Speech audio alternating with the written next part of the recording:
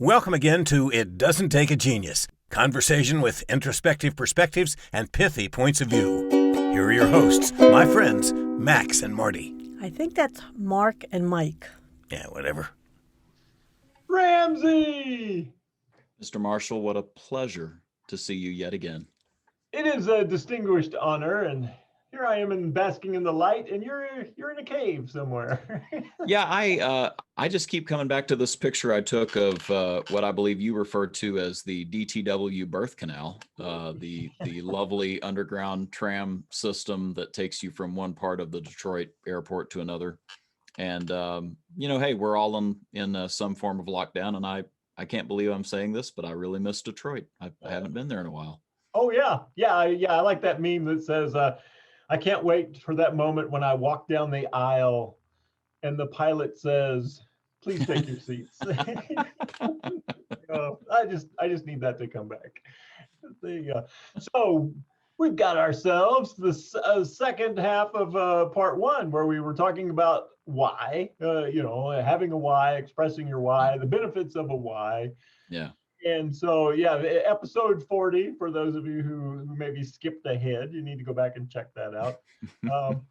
And even with that, one of the things that I observed in the car business was if you met the chief day-to-day guy of a business, Mm-hmm. and he'd been there for any length of time, you'd met the whole store, right? So if you met this good Christian-based leader, right? When you met the store, there was a whole bunch of Christian valued people there. Yeah. And if you met some smooth talking, business person, then you met a building full of smooth talkers. And so my theory on this was, and I think we've talked about this, was that the why of the leader is a filter. And as people pass through the organization, the people who align with the leader's why, with their values, tend to stick, and the others pass on through. Yeah, well, it's because they get it, right? They get your why, and it's the phrase you used in our last episode, which is, they're committed. They're not complying to what you're asking them to do. They're committed to it because they did pass the filter. They do get your why, and they're on board. And it doesn't have to be like, Christian versus shady. It could be something like, one of the examples from my stores is I've got a store that's really efficient, and the people at that store are efficient. And there's a store down the street that does just as well, but guess what? They value hospitality, and the people are hospitable. So there are different ways to look at this, but it all boils down to that thing that is your why, not the question why, but more like the answer, the motivator. Right. What is your core belief, the things that you hold most dear, that you always strive to live up to? Right. And so yeah, the why becomes, and you always see these people in the organizations who don't fit. It's like, that guy doesn't, a why could be, we want to be very customer centric, and then you have somebody in the organization who's not. Yeah. And you'll either see them transition and start to become more customer centric, or they'll pass through. Right. They'll find an organization where their why and the organization's why align. Yeah. And so they don't feel comfortable. It's just not a good fit, and the organization knows it, and the person who's not a good fit knows it. Yeah. And then it just takes time for them to either you encourage them on, or they find another opportunity and they move on. Yeah, that's a great summary of that. And the same's true for customers, by the way. That's why this is so important to have baked all the way through to your customers, because some customers get you. Your niche gets you. Mm-hmm.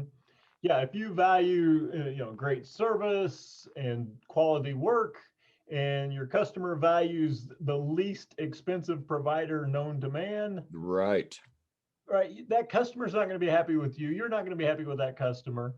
It's just not a relationship that's going to work, especially over a long period of time. So finding customers who their why lines up with your why is critical to success. Yeah. Oh, I'm thinking that maybe you may have a corporate example to share. Yeah, I won't bother telling the negative story, but I had a bad experience with Apple computers. It's a very sad day for me. had a Macintosh computer as a youngster in 1987. We got our first Mac, and so I have a long history with the brand. I was a fanboy before you called them fanboys, and was really disappointed in this thing that happened. And it doesn't matter. It's, we don't need to talk about the problem that I had, but it just got me thinking about how Apple has so many stories that really illustrate their why. And I thought of three stories in particular that just go along with what we were talking about last week, that you somehow have to spread the why out. And the best way to do that is storytelling. I believe that the stories are what's so powerful. Our friend John Kusava once told us stories are storage, that it's your cultural memory as an organization when you have those stories that you share with each other. And so maybe that's a little bit of the magic here. Stories captivate our imagination, so they get at us in a way different from if you had said to me, you really need to smile at work, because 73% of the people that smile at work have customers who, increase their profits by 15%. Nobody cares, that data's out of your head.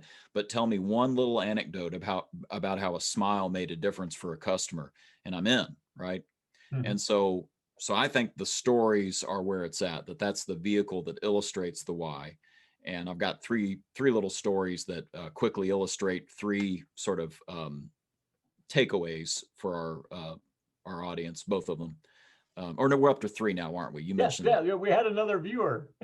That's great. That's exciting. We're joking, folks. We do have more than two or three, but it's fun to keep saying that.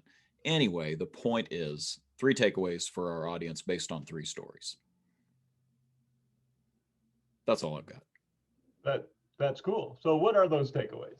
All right. So let me just start with a story that most people have probably heard, but Steve Jobs at one point was in charge of the team developing the Macintosh. They already had the Apple computer, and now they were coming out with this Macintosh computer. And he had the team, I think it was on a retreat when he originally said it, it's something to the effect of, it's better to be a pirate than join the Navy. And he didn't mean by that, let's steal and pillage. Although I think he did do that to Steve Wozniak. He unplugged his computer from the wall and carried it over to the Macintosh building, and Wozniak going, wait, hold on. And that's how he ended up working with Woz. But no, what he's really talking about is we're going to be different. We're going to be the rebels. We're going to be the ones that are outside of the box. And they ran with that, and in fact, at one point hoisted over the Macintosh building where that part of Apple was headquartered. They hoisted a literal pirate flag with a little Apple eye patch over the eye. So, short little story there. The point of the story is that they have never forgotten that. That was about thinking different. It became their ad campaign eventually. And just the idea that what we do here is different. We are outside of the norm, and that is an origin story. So here's the takeaway: is what are your origin stories? Go hoover those up, collect those from within your organization. Think back to what happened in the early days, the things that were part of your success, and start repeating those as you go through the life cycle of all of your employees, so that this is something baked into them as well.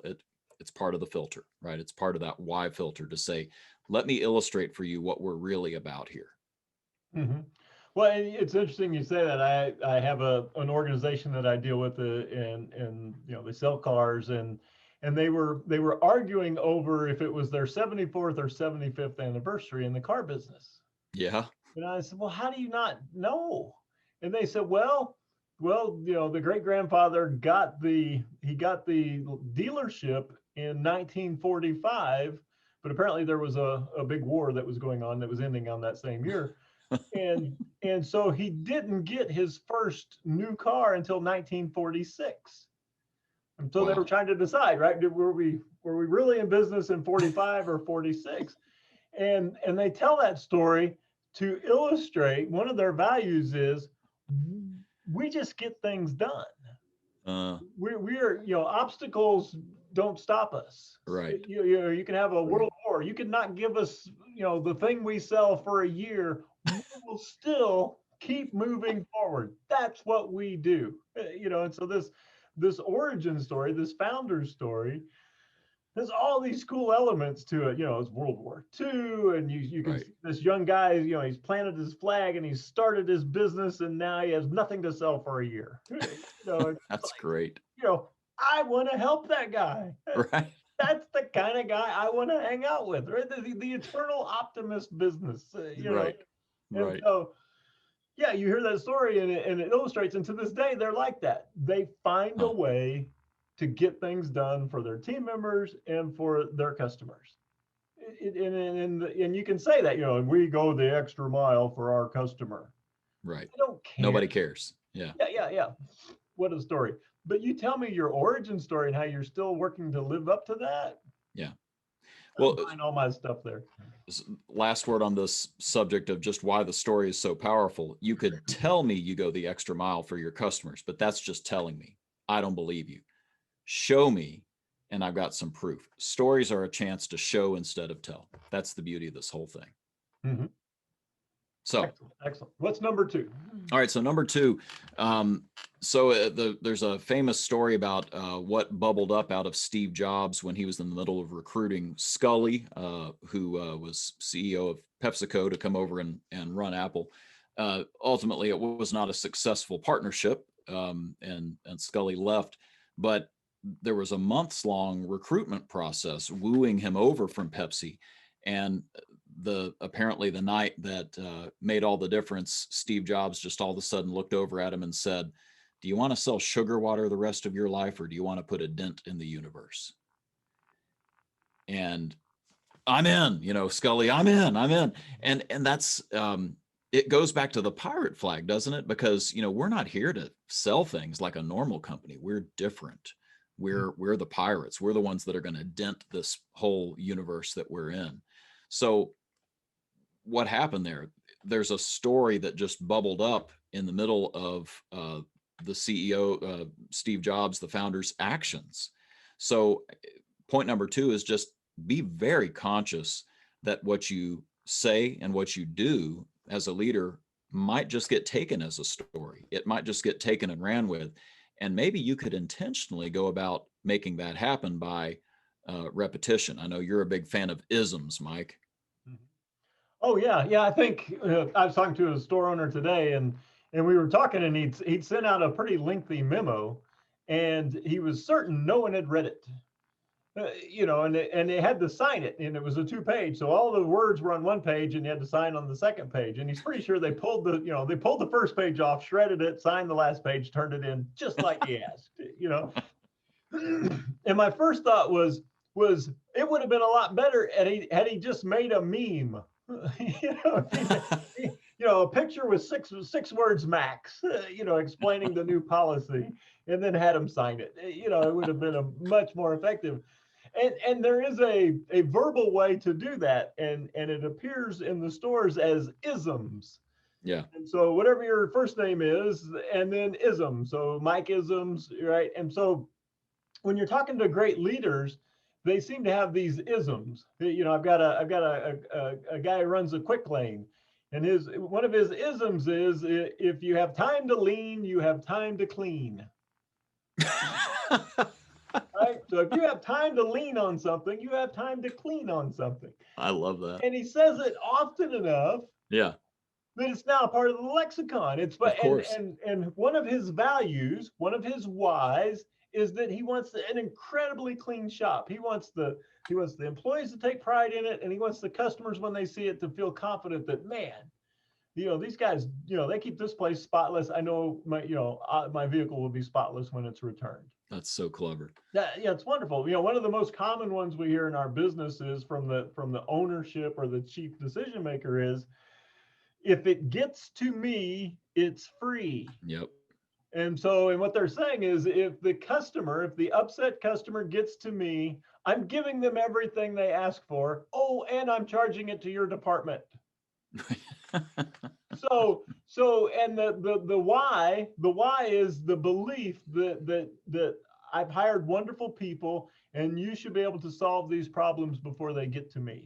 And I've empowered you to solve this problem, because you know if it gets to me, I'm giving everything away. So you might as well give everything away before it gets to me, or find Right. a even a smarter way to solve this upset customer, this situation. And you sum that all up. If it gets to me, it's free, right? And that's an example of an ism. All three of your isms rhymed. Did you notice that? Yeah, That's weird. that is pretty amazing, right? So, um, if I was just literally talking to a manager a while ago, and his mantra is, he's been doing this for 40 years. He says, "Come to work to work." Hmm. And so one of his values is, his why is that he truly, to his core being, believes activity will make you successful. Hmm. Just come to work to work. Yep. And he's got many explanations of that, and there's different things you can do, but he summed it up in this ism, and all his guys know. Yeah, what is the expectation here? What does this guy value? What is his why? And it's like, if you come to work, you need to work. And it goes back to the Steve Jobs example that you shared. Yeah. I'd rather be a pirate than join the Navy. Right. That's a ism that sums it up. So if your people that you're on your team can't repeat your isms, you haven't shared your why often enough and in such a way that it's stuck. Yeah. The story Yeah. and the ism hasn't stuck, and therefore it's still a little murky. There's another Steve Jobs-ism, which is A players want to work with A players. And think about it's said many, many times in the authorized biography that came out as he was dying of cancer. And, it's funny because that's a respectful statement to make, right? Like, that makes you want to be an Apple employee. It's another reason to come on board the pirate ship. But it also reflected how their genius worked, because they did get all these A players in a room that riffed off each other and came up with stuff that, just tore the doors off several different industries over the course of a couple decades. So another thing I want to say about that, though, is sometimes it's the actions and not just the words. This literally happened to a business professor that I had in grad school. He moved to Kentucky. I think it was when he moved to Kentucky from somewhere out west, and they didn't have Walmart there. And he's a business professor, right? So he shows up at a Walmart. He's, always wanted to see what it's like at Walmart. This behemoth that had, taken over so many different regions and so many different product segments. And well, by golly, there's Sam Walton at the Walmart. He's there on a tour, and he's leading. Walmart does their morning cheer by teams, something like that. And there's Sam Walton participating in the cheer. And this business professor says, Mr. Walton, what an honor. I visit your store for the first time, and here you are, to welcome me. And Sam Walton did not miss a beat, just immediately said, "Now, why haven't you visited us before?" And so, even in the moment, he's having this product research. How can we grab more market share? And that's what his company really did for so long, right? That was a part of their why, was we're going to attack all these different product segments and opportunities for market share. And that's how they got so big. It was part of the why. So his actions spelled that out. Oh, anyway. Yeah, no, you're exactly right. I've got an organization I work with, and their mantra is, we treat our community and our customers and our team members like family. And one of the stories I've heard it dozens of times over the years I've worked with them, from different people, and they tell the story of the employee who was at the store. He didn't know it at the time, but he was having a heart attack. And the store owner saw him and saw him, he didn't look right, and said, you need to go to the doctor. And the guy's like, I'll go tomorrow. I'll go on my day off. And the store owner put the guy in his car, drove him to the hospital. Doctors confirmed that, yeah, he was having a heart attack, and saved the guy's life, saved the team member's life. They tell that story over and over again. Wow. So you got this neat, thing that says, we treat you like family. And then we do it. Yeah, and here's this illustration where the guy who owned the business stopped what he was doing and saved this person's life, just like he was a member of his family. Wow. So guess what? Everybody's going to remember that story from this podcast. They may not remember our 3 points, but they're going to remember the story about the store owner who took his employee to the hospital. Yeah, it's perfect. Oh yeah, yeah. It's so powerful, and if you believe in that, if you believe that you should take care of people beyond just the work environment, that is a place that you would be drawn towards, that you would Yeah, gravitate towards. right. I want to hang out there. I want to be with this people. Yeah. I want to buy whatever they sell, Hmm. you know? Definitely, definitely. That's great. So, is there a third one? Yeah, so the third one is actually a story that I was a part of. I was at an Apple store buying something, and all of a sudden I hear some cheering, and the employee who is helping me literally turns his back on me and begins to just clap and whistle. And then I realize every employee in the organization is doing it. And slowly there is a team member working his way to the front door of this store for the last time, it turns out. So he was getting clapped out. They were giving him a clap out, and hugs and tears, and literally, I mean, nobody, no customer was helped in those moments. Everybody was just captivated watching this employee leave for the last time. And it was over, and he turned back around and he said, "I'm so sorry, but this is something we do. It's one of our rituals. We clap people in and we clap them out." So when you join the team, in other words, when you become a pirate, we're going to cheer and support you and bring you into the fold of one of these people that makes a difference. And then we're going to clap you out because band of brothers and all that. And he did make a point of saying the clap outs are always shorter than the clap ins because we all get a little teary eyed. So now I love Apple even more, right? In the moment, it's like, well, they love their people, they take care of their people, all the things we've been talking about. It was just illustrated in that moment. That's different. I've not seen that done at an organization where they say, "Excuse me, Mr. Customer, that employee is really important to us and we're going to say goodbye." But yet another illustration of how Apple is different, and Apple wants to be the pirate, or at least did. Well, and you bring up a good point. I didn't think about it till you were sharing point three, which is rituals that reconfirm. So you got Right, isms, stories, and rituals. right. So yeah, you've got these things that we do that reinforce our why. And Yeah, so the same organization that says we treat everybody like family always has a Christmas party. And at the Christmas party, there's prizes, and everybody yep, gets something, and it's this wonderful get together, like a family get together. Pandemic, COVID, no party, and so I asked the owners. I said, "What are you going to do?" And they said, "Well, here's our plan." So they took the amount of money that they were going to spend on the Christmas party typically, and they divided it up, and they cut everybody a check.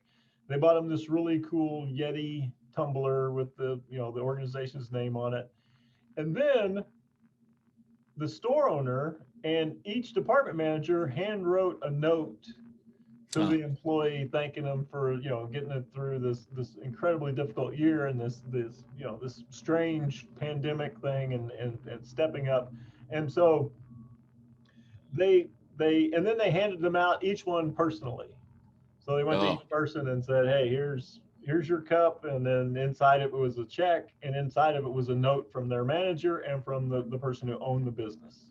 how cool. And it's like, okay, we have this ritual that we do every year, and now this ritual has been disrupted.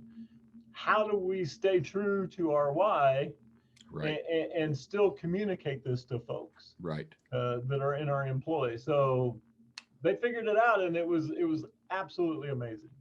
Well, that's you said rituals, and I think that's really where we're going with this point three. Is somehow you've got to intentionally spread your why, and it's great to have it in a storytelling moment, right? The ritual of clapping in and clapping out, the ritual of having that party. Um, even when we can't do the ritual, we've got a new ritual that gets talked about just as much. It's storytelling. Just the fact that it was so different and so special. I love hearing stuff like this because these stories are really what people remember.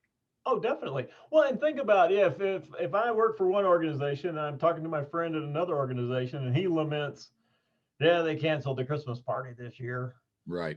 And then this guy can tell the story of, yeah, they canceled ours, but here's what our owners did. Yep. They've got this wonderful story to share. And then it also comes up in the orientation after the orientation. Yeah. So, so you know, we have this wonderful orientation presentation. Here's our vision, our mission, our values, our why, and this is, you know, this is all this stuff, and this is how you park and all this. And then we get done and we send them out with the regular folks, you know, that they're going to be working with. And then the person who's newly hired goes, all right, so what's it really like around here? Right. Right. I got the Right. corporate, you know, jargon. I got the PR, the Yeah. propaganda. And so what's going to happen is the team member, the veteran team member, is going to tell a couple of stories that illustrate the values, the why, that are truly present in the organization. So, Yeah. so one of the things that you want to know is what stories are getting retold that illustrate who you are. And if they're not telling the stories you want, maybe that's your opportunity to figure out, are we truly living our why? Yeah. Yeah. Yeah. If the point of this whole thing is to get commitment from your employees and therefore commitment, loyalty from your customers, then the more intentional you get about this, the better. Right. So the three takeaways today were really all about getting more intentional about having that why lived out, illustrated in your stories, and as you pointed out, in your sayings, in your isms, in your rituals, and those culture touch points that you have set up in your store. Brilliant. I like this. We should share this with the world. You know what? Thanks to the magic of Apple Podcasts and several other services, we're going to do just that. Awesome. Well, Yeah. let's hear what our announcer has to say about all our awesomeness. And there you have it, another session of contemporaneous extemporizing from Mark and Mike. I know it's redundant, but consider who we're talking about. As always, feel free to share the ideas you heard here. No rights are reserved, no permissions needed. Thanks. See you next time on It Doesn't Take a Genius.